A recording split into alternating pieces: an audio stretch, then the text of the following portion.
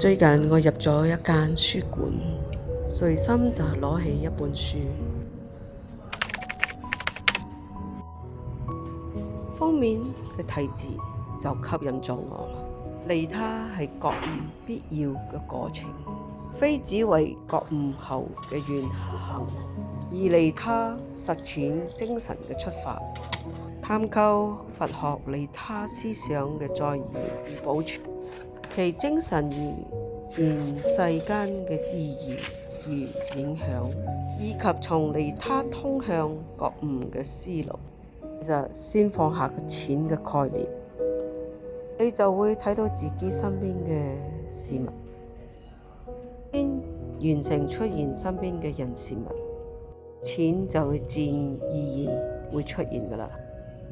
探索呢幾句字啦，你就會得到。